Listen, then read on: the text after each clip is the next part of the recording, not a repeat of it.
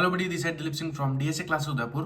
Students, आज अपन बात करेंगे बीकॉम थर्ड ईयर के अंदर एक पर्टिकुलर पेपर। इस पर्टिकुलर पेपर का नाम है इनकम टैक्स। क्या नाम है? इनकम टैक्स नाम है। इस पर्टिकुलर पेपर के अंदर देखेंगे कि इनकम टैक्स के अंदर यूनिट नंबर फर्स्ट की बात करूं मैं तो एक्सप्लेनेशन कहाँ पर जरूरी है, कौन से क्वेश्चन से जो आपको पूछे जा सकते हैं, और इसी वीडियो के अंदर आप एंड तक बने रहेगा। इसी वीडियो के अंदर आपको, अगर आप हिंदी मीडियम से बिलोंग करते हैं या फिर इंग्लिश मीडियम के स्टूडेंट्स हो, दोनों के लिए वीडियो रिलेवेंट रहेगी। इसी ही पीपीटी के अंदर आपको English explanation as well as Hindi explanation भी इसी पीपीटी के अंदर गिवन है। तो इस वीडियो को अच्छे से देख लेना। अगर आप इंग्लिश मीडियम हो या फिर हिंदी मीडियम हो, अपने हिसाब से देख लेना। प्राइवेट स्टूडेंट्स हो तो भी चल जाएगा वीडियो, और रेगुलर स्टूडेंट्स है तो भी चल जाएगा। ठीक है, तो बिना किसी टाइम को वेस्ट किए अपन स्टार्ट करते हैं। तो देखते हैं डीएसए क्लास उदयपुर की तरफ से आज अपन एक इनकम टैक्स के ऊपर एक वीडियो लेके आए हैं। इनकम टैक्स के बारे में क्या होता है तो देखते हैं। सबसे पहले पढ़ते हैं इनकम टैक्स होता है क्या, टैक्स क्या होता है, क्यों कौन टैक्स कलेक्ट करती है और क्यों करती है, क्या क्या रीजन है। तो सीधी सी चीजें आप बीकॉम थर्ड ईयर के स्टूडेंट्स आपको सबको पता होगा कि बच्चों बात करें टैक्स गवर्नमेंट ही कलेक्ट करती है। क्यों करती है? बिकॉज द बहुत सारी एक्टिविटीज होती है। ठीक है, तो वहां पर अपने को फंड की रिक्वायरमेंट होती है। दैट्स व्हाई गवर्नमेंट क्या करती है, पैसा कलेक्ट करती है। तो देखते हैं income tax is a tax. Income tax is a tax that individual business or entities pay to the government based on their income or profit। ध्यान रखना, कोई इंडिविजुअल हो, कोई बिजनेस हो, कोई एंटिटी हो, कोई ऑर्गेनाइजेशन हो, वो क्या करती है, पे करती है। क्या करती है? पे करती है, पैसा देती है। किसको? आपको, मेरे को, या फिर गवर्नमेंट को? तो सर वो पैसा देती है गवर्नमेंट को in the form of profit. ठीक है, जिस हिसाब से उनकी इनकम होती है, जिस हिसाब से उनका प्रॉफिट होता है, उसके बेस पर वो क्या करते हैं, टैक्स पे करता है। It is one of the most significant forms of taxation used by government worldwide to generate revenue for public expenditure like infrastructure, health, service, education, defense and the welfare program। ठीक है, जितने भी ये examples बता रखे हैं कि infrastructure को डेवलप करना है, हेल्थ, सर्विस, एजुकेशन, इन सब के लिए अपने को क्या चाहिए, फंड की रिक्वायरमेंट चाहिए। तो भाई कहाँ से लाएगी? Government fund. तो बच्चों ध्यान रखना, जो गवर्नमेंट फंड लाती है वो लाती है टैक्स के जहाँ से। ठीक है, आपने क्लास 12 सब आप पास आउट हो तो गवर्नमेंट बजट भी आपने पढ़ा होगा। तो डायरेक्ट टैक्स क्या होता है, इनडायरेक्ट टैक्स क्या होता है, सब पढ़ा होगा। फिर की features of income tax, who पे इनकम टैक्स। तो कोई इंडिविजुअल हो सकता है, कोई कंपनी हो सकती है, कोई कोऑपरेशन हो सकता है, फिर अदर एंटिटीज भी हो सकती है जैसे पार्टनरशिप, ट्रस्ट। फिर इंडिविजुअल्स के अंदर कोई सैलरीड पर्सन है, सेल्फ एम्प्लॉयड है, ये क्या करते हैं, टैक्स पे करते हैं। फिर टैक्सेबल इनकम, क्या लिख रखा है, टैक्सेबल इनकम। देखते हैं टैक्सेबल इनकम के बारे में क्या लिख रहा है। The income tax is level on the individual company income after accounting for all the deduction. ठीक है, तो डिडक्शंस के बाद में उनको दिया जाता है। नॉर्मल सा पॉइंट पढ़ लेना। ठीक है, इतना इंपॉर्टेंट नहीं। थर्ड पॉइंट है इनकम टैक्स रेट। अब इनकम टैक्स रेट क्या होती है, क्या सबको बराबर टैक्स पे करना पड़ता है? नहीं। तो ध्यान रखना, दो ग्रुप बना रखे हैं, एक लोअर इनकम और एक हायर इनकम। लोअर ग्रुप के जो लोग हैं, ठीक है, तो उनका 20% या फिर 10% लोअर इंटरेस्ट रेट रहती है। और जितनी ज्यादा आपकी इनकम ज्यादा होगी उतना ज्यादा टैक्स रेट ज्यादा। यानी कि सीधी सी बात ये है कि इनकम के ऊपर आपका क्या रहता है, टैक्स रेट डिपेंड रहता है। अगर ज्यादा इनकम आपकी है तो टैक्स रेट भी ज्यादा, अगर इनकम कम है तो टैक्स रेट भी कम। फिर है purpose of income tax. The money collected through income tax help to fund government programs and public services such as health care, roads, education and more. It is also a mean for the government to redistribute wealth in the society। ठीक है, tax deduction and exemptions भी है कुछ कि जहां पर अपने को टैक्स पे नहीं करना पड़ता है। ठीक है, रिटर्न्स फाइल करना पड़ता है। जैसे कि if you earn 5 lakh annually, ठीक है, एक साल के अंदर आप 5 लाख रुपए की आपकी इनकम है, and the government charge 10% tax rate on the income about 2,50,000। ठीक है, 2.5 लाख के ऊपर आपका टैक्स लगेगा। तो क्या 5 लाख का टैक्स लगेगा? नहीं।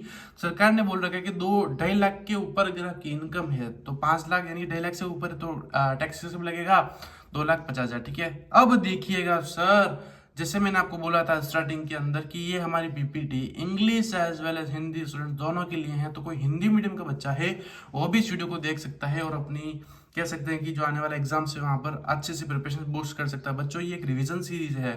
ठीक है, तो यहाँ पर हम यही ट्राई करते हैं कि कम टाइम के अंदर बच्चों को किस टाइप से रिवाइज कराया जाए। ठीक है, तो हिंदी के अंदर मैंने आपको समझा ही दिया है, बस एक बार रीड आउट कर लेना। मैं थोड़ा थोड़ा ऊपर कर रहा हूँ इस पीपीटी को, तो आप एक बार रीड आउट कर लेना, फिर स्क्रीनशॉट ले लेना। अगर आप यही पीपीटी चाहिए आपको तो बिल्कुल नॉमिनल टू नॉमिनल चार्ज है हमारा, बिल्कुल 20 या फिर 50 रुपीज़ का कुछ जो चार्ज है हमारा, आप पे कर सकते हैं और इस पीपीटी को ले भी सकते हैं, और प्लस पीपीटी के जरिए अगर आपको कुछ भी डाउट आता है तो वो भी आप पूछ सकते हैं। और इसके साथ में आपको लाइव क्लास बिल्कुल फ्री ऑफ कॉस्ट रहेगी, ठीक है। It's not a compulsory, it's depend on you, ठीक है। तो ये कुछ पीपीटीज है, ठीक है। वही है जो इंग्लिश के अंदर। फिर है रेजिडेंटल स्टेटस क्या होता है, ठीक है। ये एक अच्छा चीज है। तो रेजिडेंट एक तो होता है रेजिडेंट, एक होता है नॉन रेजिडेंट। रेजिडेंट का मतलब होता है कि किसी भी कंट्री के अंदर आप रह रहे हो, ठीक है, तो कुछ कंडीशंस है, जो टर्म्स एंड कंडीशन वो अपने को फुलफिल करनी पड़ती है। तो रेजिडेंट स्टेटस पढ़ लेते हैं। The resident status is used to classify whether an individual is considered resident or non resident in a particular country for tax purpose. This is crucial because resident and non-resident are taxed differently, ठीक है। तो resident or non resident होता है, उनका tax का क्या होता है सिनेरियो बिल्कुल अलग अलग होता है, डिफरेंट होता है, इसलिए इनको डिवाइड कर रखा है। तो क्वेश्चन आ सकता है डिफाइन द टर्म रेजिडेंट क्या होता है, टैक्स के अकॉर्डिंग रेजिडेंट क्या होता है, तो आपको इसी टाइप से थ्योरी लिखनी है, ठीक है। तो आर का मतलब होता है resident, a person who lived in a country for sufficient period usually 182 days और more during the financial year, यानी एक साल से ज्यादा कोई रह रहा है, ठीक है। फाइनेंशियल ईयर वही एक साल से ज्यादा अगर कोई रह रहा है, ठीक है, तो उसको अपन रेजिडेंट एज्यूम करेंगे। सेकंड पॉइंट है resident are taxed on the global income earn both inside and the outside the world. अगर किसी पर्टिकुलर कंट्री के अंदर रह रहा है, ठीक है, इंडिया के अंदर रह रहा है, लेकिन वो अर्निंग कहाँ से कर रहा है, बाहर की कंट्री से भी कर रहा है और इनकम की कंट्री से भी कर रहा है, तो उसको टैक्स दोनों पर पे आउट करना पड़ेगा। एग्जाम्पल बता रखा है, if you are the resident of the India you will have to pay tax on income earn in India as well as income earn from abroad, ठीक है। बाहर से अगर आपको अर्निंग सोर्स है तो उसके ऊपर भी आपको पे आउट करना पड़ेगा। सेकंड पॉइंट है non resident, and a person who does not meet the resident criteria, यानी कि जो सीनेरियोज है क्राइटेरिया, जैसे कि एक साल से ज्यादा, फिर 182 डेज से ज्यादा अगर आप रह रहे हो तो आप कौन रेजिडेंट हो। अगर आप ये क्राइटेरिया पूरा नहीं करते, live in the country for less than the required period, एक पर्टिकुलर पीरियड से कम रह रहे हो, तो आप नॉन रेजिडेंट कहलाओगे। Non resident are only tax on their income earn within the country. बच्चों ध्यान रखना, नॉन रेजिडेंट के केस के अंदर आप जितने दिन जैसे कि एक पर्टिकुलर कंट्री के अंदर रहेंगे, तो उस पर्टिकुलर कंट्री के अंदर जो आपने अर्न किया है उसके ऊपर क्या लगेगा सर, टैक्स लगेगा। Example, a foreign citizen work in India for less than 182 days will only pay the tax on income earn in India, यानी कि भारत के अंदर जो पैसा उसने अर्न किया है उसके ऊपर ही बच्चों टैक्स लगेगा, ठीक है। तो नॉन रेजिडेंट क्या होता है, रेजिडेंट क्या होता है, आई होप कि जो मैं आपको कहना चाह रहा हूँ वो आप अच्छे तरीके से समझ गए होंगे, ठीक है। चलिएगा आगे बात करें resident but not ordinary resident, ठीक है। रेजिडेंट तो है बट नॉट ऑर्डिनरी रेजिडेंट, इसको पढ़ लेते हैं। यानी कि कुछ कंडीशंस तो वो फुलफिल कर रहा है लेकिन कुछ नहीं कर रहा, तो this category applies to resident who do not fulfill the full resident conditions. Example, not having lived in a country for 9 out of 10 last 10 years, ठीक है। NORS are taxed on the income earned in India and income from source outside the India only limited extent, ठीक है। Example, an individual who has been residing outside the India for a long period but come back to India to fulfill certain conditions may be considered RNOR, यानी resident but not ordinary resident, ठीक है। तो determining the resident status। फिर है incidence of tax on exempted income, यानी कि कुछ ऐसे पॉइंट्स है, कुछ ऐसी इनकम्स होती है जिसके ऊपर टैक्स नहीं लगता। फॉर एग्जांपल, एग्रीकल्चर इनकम के ऊपर, dividend income, long term capital gain के ऊपर, interest on tax free bonds के ऊपर। फिर income earn section 10 of income tax के अंदर, जैसे कि एग्रीकल्चर के ऊपर आपके एग्रीकल्चर इनकम है, अगर आप खेती बाड़ी करते हो तो उस पर आपका कभी टैक्स नहीं लगता है। फिर है लाइफ इंश्योरेंस पॉलिसीज के ऊपर नहीं लगता, हाउस रेंट अलाउंसेस के ऊपर फिक्स आपको टैक्स नहीं लगता किसी केस के अंदर, ठीक है। तो ये चीज़ें पता होना चाहिए। फिर उसी के वापस हिंदी एक्सप्लेनेशन है, बहुत ही अच्छी तरीके से आपको बता रखा है यहाँ पर। तो इसको अगर आप चाहते हो तो आप पीपीटी बिल्कुल परचेस कर सकते हो, बिल्कुल नॉमिनल टू नॉमिनल चार्ज है। एक क्वेश्चन है जो यूनिट नंबर फर्स्ट से आ सकता है, what is a previous year. Previous year का मतलब होता है कि जो करंट ईयर चल रहा है, जो करंट असेसमेंट ईयर है उससे पहले वाला साल, जैसे अभी 25, जैसे कि फॉर एग्जांपल अभी मान ले एज्यूम करते हैं 25-26 चल रहा है, क्या 25-26 चल रहा है, तो उससे पहले वाला साल यानी कि 24-25, यानी कि 24-25 क्या होगा, प्रीवियस वाला साल, ठीक है। जैसे अभी बीकॉम थर्ड ईयर के अंदर हो तो BCom third year is known as आपका है असेसमेंट ईयर, लेकिन BCom second year is known as previous year. Basic चीजें तो वही बता रहा है, व्हाट इज प्रीवियस ईयर। अब the previous year is the year in which a person or entity earned their income And 4, which tax is calculated? Which is tax is calculated? The income earned during the previous year is used to access the tax payable in the assessment year. For example, if you are talking about the assessment year 2025-26, the previous year would be the financial year that is 24-25,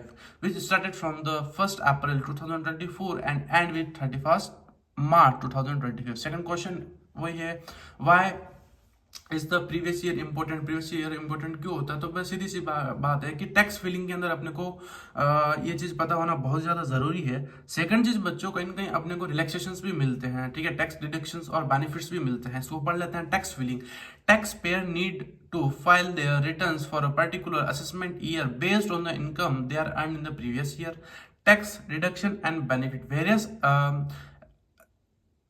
reduction and tax paying decision depend on the income earned in the previous year। ठीक है, जैसे previous year क्या बता रखा है यहाँ पर आपको 1 अप्रैल 2024 से 31 मार्च 2025 और असेसमेंट ईयर 1 अप्रैल से 2025 से 31 मार्च 2026 तक। वही वापस उसका हिंदी में पूरा बहुत ही अच्छी तरीके से ट्रांजेक्शन्स आपको करके बता रखा है। फिर एक क्वेश्चन ये है, ये भी क्वेश्चन भी आपको आ सकता है। क्वेश्चन है वह है Hindu undivided family HUF and it's resident status in India. Hindu undivided family क्या होती है उसके बारे में पता होना चाहिए। तो India Hindu undivided family is the unique form of the family structure recognised under Indian tax law. It refers to the family where all members are related by blood or marriage and they are live together in a single unit, sharing income, property and asset. An HUF is a tax separately and its income is assessed under its own PAN यानी कि permanent account number. Now when an HUF Hindu undividable family become an ordinary resident, ठीक है, और it refer to the HUF resident status for tax purpose. The concept of the resident status determine whether the HUF will be treated as a resident or non-resident for tax purpose। ठीक है, तो वही है कि HUF को क्या अपन resident कब मानेंगे, ऑर्डिनरी रेजिडेंट कब मानेंगे। ठीक है, तो सीधी सी बात, रेजिडेंट कब मानेंगे? जब इंडिया के अंदर होंगे, जब 182 डेज या फिर उससे ज्यादा दिन रहेंगे तो वो कौन होंगे? रेजिडेंट होंगे। अगर उस चीज को फुलफिल नहीं कर रहे हैं तो कौन होंगे? Non resident. बस जो कंसेप्ट भी पढ़ा था बस उसको एक्सप्लेनेशन कर रखा है। तो कंडीशन फर्स्ट है, the HUF must be resident in India for this at least one of the family member such as जो लीडिंग बॉडी होती है यानी कि कर्ता और member must have been in India for total of 182 days. कितने दिन रहना चाहिए उनको? 182 डेज और more during the previous year which is the year which income is earn. ठीक है, 180 डेज उनको कम से कम रहना पड़ेगा, किसी भी एक मेंबर को या फिर कर्ता को जो लीडिंग बॉडी होती है। कंडीशन सेकंड है रेजिडेंट के लिए, the HUF must satisfied at least one of the following 2 condition. तो 2 कंडीशन क्या है? तो फर्स्ट कंडीशन है the HUF must have stayed in India for total of at least 2 year out of the previous 10 year. ठीक है, तो टोटल 2 साल उनको कम से कम रहना पड़ेगा फ्रॉम द 10 साल के कंपैरिजन में। और the HUF must have been stayed in India total of at least 730 days 2 year during the 7 periodic years. ठीक है, तो ये 2 कंडीशंस जो अपने को पूरी करनी पड़ेगी। फिर बता रखा है ordinary resident versus non ordinary resident, ये पढ़ रखा है, सेम है। ठीक है, उसका ही हिंदी में अपने को बता रखा है पूरी अच्छी तरीके से। फिर है income exempted from income tax, वही है कि किस किस पॉइंट को बता रखा है। तो अपने बता रखा है कि जो एग्जम्प्टेड वाले जितने पॉइंट वो सेक्शन 10 के अंदर बता रखे, किसके अंदर? सेक्शन 10 के अंदर। तो एग्रीकल्चर इनकम के ऊपर टैक्स नहीं पे करना पड़ता है, डिविडेंड इनकम के ऊपर। फिर है long term capital gains, income from life insurance policies, pension from government or private sectors, house rent allowances. फिर है गारंटी ग्रेजुटी के ऊपर, स्कॉलरशिप इनकम के ऊपर, gift from relatives, interest on tax free bonds. ये कुछ एग्जांपल्स है जहां पर अपने को क्या करना पड़ेगा, वो एग्जम्प्टेड है। क्या है बच्चों? एग्जम्प्टेड है। फिर पार्टली एग्रीकल्चर इनकम क्या होती है? तो यहाँ पर क्या होता है बच्चों, यहाँ पर क्या होता है, तो किस पॉइंट के अंदर, तो अपने उसके 2 पार्ट बता रखे हैं कि जहां पर अपने को टैक्स बेनिफिट मिलता है और जहां पर टैक्स बेनिफिट नहीं बोलता, ठीक है। Partly agriculture income, partly agriculture income refers to the income that is derived from the activity that have both agriculture and non agriculture component. It arise when the part of the income is earned through the agriculture activities and the other part of the earned through the non-agriculture activities. According to the Income Tax Act 1961, कौन सा है 1961, the government allows agriculture income to be exempted from income tax, but when income is a mixed component, both agriculture and non-agriculture, it is a taxable मतलब taxable होती है वो, ठीक है। तो एग्रीकल्चर एक्टिविटीज जैसे फॉर एग्जाम्पल आप sugar, जैसे आपकी कोई पर्टिकुलर लैंड है उसके ऊपर आप शुगर ग्रो कर रहे हो, तो शुगर तो एग्रीकल्चर एक्टिविटी बच्चों, तो वहां पर तो टैक्स नहीं लगेगा। लेकिन शुगर से आप वहां पर आप उसको प्रोसेसिंग करके उसकी शुगर बना रहे हो, ठीक है, शुगर केन से क्या बना रहे हो, शुगर बना रहे हो, तो वो आप कॉमर्शलाइजेशन कर रहे हो, ठीक है। तो वहां पर वो इंडस्ट्री आपने सेटअप कर दी, तो वहां पर आपको क्या करना पड़ेगा सर, वहां पर आपको टैक्स पे करना पड़ेगा, ठीक है। तो agriculture activity, non agriculture activity दोनों बता रखा है।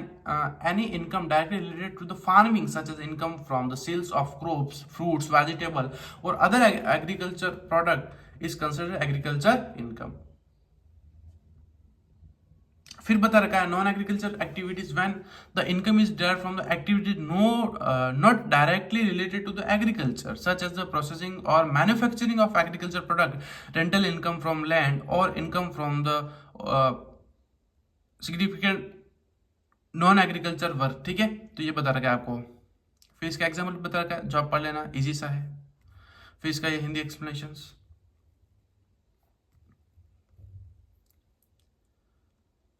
फिर एसेंस इन डिटेल बता रखा है कि ये क्या होता है कि यानी कि जो टैक्स पे करता है उसके वो एक पर्सन होता है जिसको टैक्स पे करना पड़ता है, बियरर होता है, उसके बाद बता रखा है। इजी सा क्वेश्चन है ये भी बहुत ही।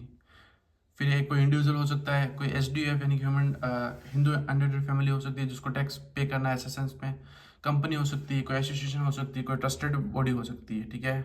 उसका वापस हिंदी एक्सप्लेनेशंस। फिर डायरेक्ट टैक्स और इनडायरेक्ट टैक्स क्या होता है, तो बच्चों ध्यान रखना है, भी अच्छा क्वेश्चन है, क्वेश्चन आ सकता है आपकी स्पोर्ट्स में इस बार कि डायरेक्ट टैक्स क्या होता है और इनडायरेक्ट टैक्स क्या होता है। तो डायरेक्ट टैक्स एक ऐसा टैक्स होता है जो जिसका बर्डन शिफ्ट नहीं होता है। क्या बोला मैंने, डायरेक्ट टैक्स एक ऐसा टैक्स होता है जिसका बर्डन शिफ्ट नहीं होता है। और बच्चों जब मैं बात करूं इनडायरेक्ट टैक्स, इनडायरेक्ट टैक्स एक ऐसा टैक्स होता है जिसका बर्डन शिफ्ट हो जाता है। क्या होता है, जिसका बर्डन ऑफ शिफ्ट हो जाता है, उसको बोला जाता है इनडायरेक्ट टैक्स, ठीक है। तो tax are financially charged imposed by the government on the individual, business or property for funds, public services and government functions. Tax can be broadly classified into two categories, direct tax or indirect tax. So the direct tax is one that is live directly on the income or wealth of the individual or entity. जिसको जो income है, जो wealth है, उसके ऊपर direct impose होता है, उस tax को बोला जाता है direct tax. The person or entity who is taxed bear the burden of the tax, meaning they are directly responsible for paying to its to the government। यानी कि इसके अंदर कोई बर्डन शिफ्ट नहीं होता। अगर आपको टैक्स पे करना तो आपको ही करना पड़ेगा, इसका बर्डन आप किसी के ऊपर शिफ्ट नहीं कर सकते हो, तो वो डायरेक्ट आपको गवर्नमेंट को पे करना पड़ेगा, ठीक है। एग्जाम्पल्स ऑफ डायरेक्ट टैक्स, ये अच्छा चीज है। इनकम टैक्स होती है, वेल्थ टैक्स जो अभी रनिंग में नहीं है लेकिन एक एग्जांपल भी कह सकते हैं। फिर corporate tax, capital gain tax, property tax is example of direct tax. कौन कौन से है, income tax, wealth tax, corporate tax, capital gain tax और प्रॉपर्टी पर जो टैक्सेस लगते हैं बच्चों, they are all examples of direct tax. वापस बोल रहा हूँ, income tax, wealth tax, corporate tax, capital tax और प्रॉपर्टी टैक्स, ठीक है। फिर की features of direct tax, direct tax के कुछ फीचर्स है। Paid directly by the tax payer, ठीक है, जिसको पे करना पड़ता है वो डायरेक्टली पे करता है। द इंडिविजुअल और entity paying the tax directly responsible for it, यानी कि गवर्नमेंट को पे करती है डायरेक्टली। प्रोग्रेसिव इन नेचर, ये क्या है कि जैसे जैसे आपकी इनकम बढ़ेगी वैसे वैसे टैक्स का रेट भी बढ़ता रहता है, ठीक है। प्रोग्रेसिव इन नेचर है। और नॉन ट्रांसफरेबल, यानी कि ये ट्रांसफरेबल नहीं होता है। सर अब बात कर लेते हैं इनडायरेक्ट टैक्स। इनडायरेक्ट टैक्स ऐसा टैक्स होता है जो ट्रांसफरेबल है, जिसका बर्डन आप शिफ्ट कर सकते हो, जिसका बर्डन आप शिफ्ट कर सकते हो सर, उसको बोला जाता है indirect tax. And indirect tax is one that is levied on goods and service other than the income और वेल्थ। ध्यान रखना, indirect tax goods and service पर लगता है, नहीं कि इनकम पर लगता है। In this case the person who pay the tax to the government is not necessary that one who bear the final burden of tax instead of the tax passed on the consumer, ठीक है। इसका जो final consumer होता है वो last bearer होता है, ये इसका बर्डन क्या होता है, शिफ्ट हो सकता है। जैसे कि GST A tax on the sale of goods and services. Sales tax, excise duty, custom duties, value-added tax are a VAT, GST, excise duty, sales tax, custom duties are the example of which tax? Indirect tax. फिर features की बात कर लेते हैं हम. Paid by consumer. A tax is added to the price of goods and services, so consumer ultimately bear the burden. Regressive in nature, वो क्या था? प्रोग्रेसिव इन नेचर, और ये है बच्चों regressive in nature. Regressive in nature का मतलब होता है कि जैसे जैसे इसका क्या होता है, बर्डन शिफ्ट होता है, जैसे वो क्या होता है, रिग्रेसिव है. इसका नेचर कौन सा है? रिग्रेसिव. अगर आपकी इनकम कम तो टैक्स का बर्डन कम, ठीक है. और ट्रांसफरेबल है. ये क्या है? ये ट्रांसफरेबल है. आई होप कि जो मैं आपको कहना चाह रहा हूँ आप बहुत अच्छी तरीके से समझ गए होंगे.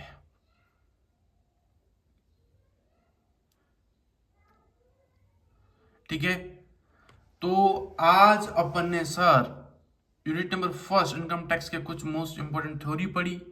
क्वेश्चंस देखिए बच्चों. फर्स्ट यूनिट की बात करूं तो definitions, direct tax, indirect tax, कौन कौन से गुड्स एग्जेम्प्टेड है, इस टाइप से क्वेश्चंस आपको आपकी बोर्ड आपकी यूनिवर्सिटी लेवल पर जो एग्जाम है income tax paper for the BCom third year students के लिए, वहां पर आपको इस टाइप के क्वेश्चंस देखने को मिल सकते हैं. आई होप कि एक छोटी सी वीडियो के जरिए आपको कुछ इन्फॉर्मेशन रिलेवेंट लगी होगी. एक ये देखो बच्चों, रिविजन सीरीज है, बट जितना डीएचए क्लास उदयपुर से हो पा रहा है उतना उन स्टूडेंट्स के लिए कर रहे हैं. Thank you and have a nice day team DHA. अगर वीडियो अच्छा लगा हो तो कमेंट करके जरूर बताना. Thank you.